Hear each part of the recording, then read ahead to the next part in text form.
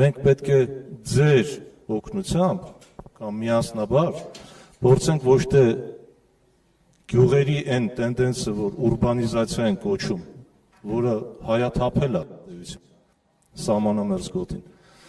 հակառակն անենք։ Լիովին համաձայն եմ եւ ուզում եմ մի բան հավելել։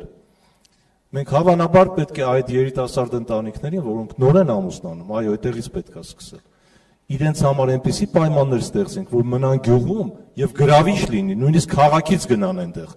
Ասեն, որ այնտեղ այնքան արտոնություն կա, այնքան հնարավորություն կա, որ ինչու մենք չգնանք այնտեղ։ Այդ գրավչությունը փորձենք այդպես անել։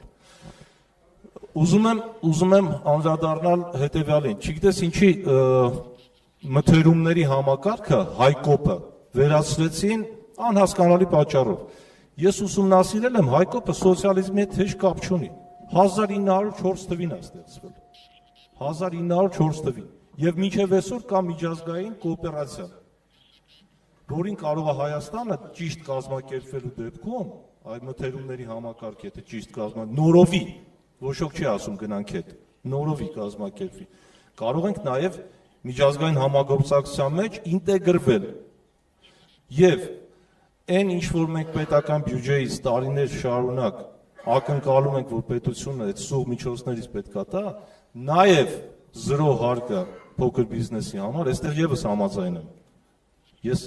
ուզում եմ, որ հաշվառելի լինի տնտեսությունը։ Մենք չենք կարող ուղղակի ասել հարկ մի մուծի, բայց դրա փոխարեն գրավչություն տանք, իսկ ինչը նրան աճի հնարավորություն կտա, որ գնա դեպի միջին։ Այստեղ մենք եւ ինչ հարցեր է լուծելու։ Եթե փոքր բիզնեսը կամ ոչ միայն փոքր բիզնեսը, գյուղացիական որևէ տնտեսություն պարենային անվտանգության խնդիր է լուծում, բացի իր գլուխը պահելուց, այդտեղ թող նպատակային սուբսիդիաները պետության կողմից առաջնահերթ տրվեն, որպեսզի մարդիկ կարողանան լուրջ